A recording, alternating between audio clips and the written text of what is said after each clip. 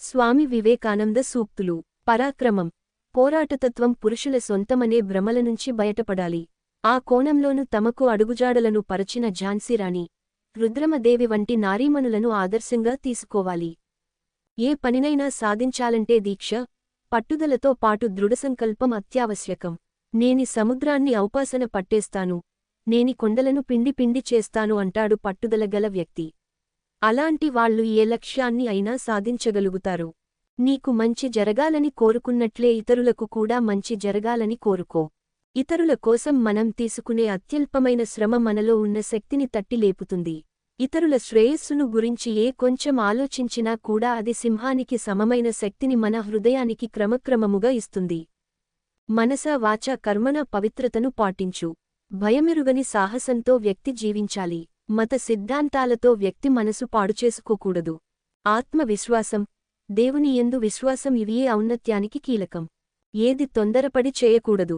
పవిత్రత, ఓర్పు, ఎడతెగని ప్రయత్నం ఈ మూడు విజయానికి సోపానాలు. వీటన్నింటి కన్నా ముఖ్యమైంది ప్రేమ. అనంతమైన కలం నీ ముందు ఉంది, అనవసరమైన తొందరపాటు వద్దు. పవిత్రత, సత్యసంధత నీలో నెలకొంటే అన్ని సవ్యంగా జరుగుతాయి. నీలాంటి వందల మంది మనకు కావాలి. వారు సమాజం మీదకు దూకి దానిని అదగొట్టాలి. ఎక్కడకు వెళ్లినా నూతన జీవితాన్ని, మహోన్నతమైన శక్తిని అందించాలి.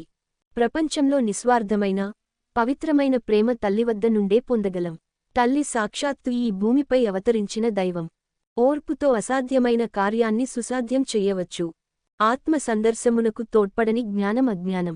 చావు బతుకులు ఎక్కడో లేవు, బలంలో బతుకుంది, బలహీనతలో చావుంది.